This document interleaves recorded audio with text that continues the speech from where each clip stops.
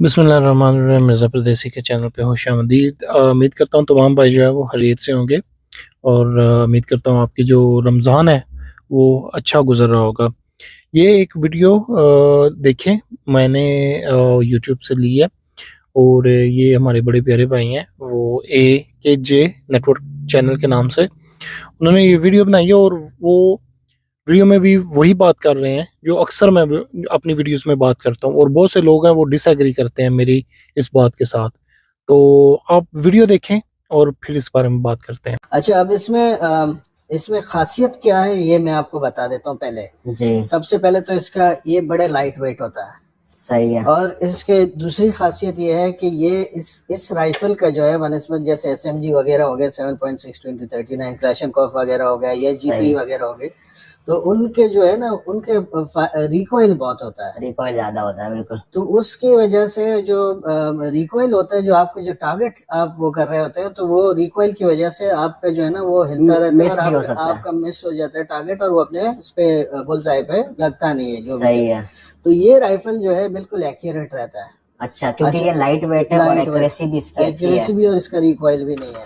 जी, आपने ये वीडियो देखी और जो भाई हैं वो बड़ी अच्छी बात कर रहे हैं, बड़ी अच्छे तरीके से एक्सप्लेन कर रहे हैं और यही बात रिकॉइल को लेके या वो वाइब्रेशन को लेके AK-47 के सिस्टम को, जो लॉन्ग स्ट्रोक ऑपरेटिंग सिस्टम है उसके बारे में बात कर रहे हैं कि जो एक्यूरेसी पे इफेक्ट करता है। और बाकायदा वो डिटेल में भी बता रहे हैं M4 के बारे में कि ये लाइट वेट भी है और ये एक एक्यूरेट वेपन है बनिस्बत G3 और AK-47 के। तो यही बातें आपने मेरी अक्सर वीडियोस में देखा होगा, मैं एक्सप्लेन करने की कोशिश करता हूँ और बहुत से लोग हैं वो जो है डिसएग्री करते हैं और नेगेटिव कमेंट कर देते हैं फिर, और यही कहते हैं कि जी जो कुछ भी है वो AK-47 ही है। उनको जो दुनिया में कहते हैं कि वही जो राइफल है वही सबसे अच्छी है, ये 223 वगैरह और कोई दुनिया की जो राइफल है उसका मुकाबला नहीं कर सकती। और इसी तरह के कुछ लोग होते हैं, आपको पता है वो जो है वो 30 TT-30 जो है 30 बोर जो होता है उसको लेके आ जाते हैं, कहते हैं जी उस जैसा कोई पिस्टल नहीं है।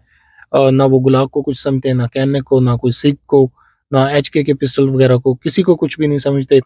और वो यही कहते हैं कि 30 बोर जो है वो नंबर 1 जो है वो वेपन है। देखें शायद किसी ज़माने में रशिया का असला अच्छा होता हो, बेहतर होता हो, लेकिन अब वक़्त जो है वो बदल चुका है। अब जो दौर है वो वेस्टर्न वेपन्स का दौर है और स्पेशली 223 वगैरह राइफल्स जो हैं और नए जो पिस्टल चल रहे हैं, ख़ास तौर पे के तुर्की के जो पिस्टल चल रहे हैं बहुत ज़्यादा मशहूर हो रहे हैं। तो ये नए जदीद जो कंट्रीज़ लेटेस्ट तरीके से अपने वेपन्स प्रोड्यूस कर रहे हैं और वो बहुत ज़्यादा रिलायबल और बहुत ज़्यादा एक्यूरेट और अच्छे वेपन्स हैं बनिस्बत रशिया के। उम्मीद करता हूँ आपको मिर्ज़ा परदेसी की वीडियो जो है अच्छी लगी होगी। अपना बहुत ज़्यादा ख्याल रखिएगा।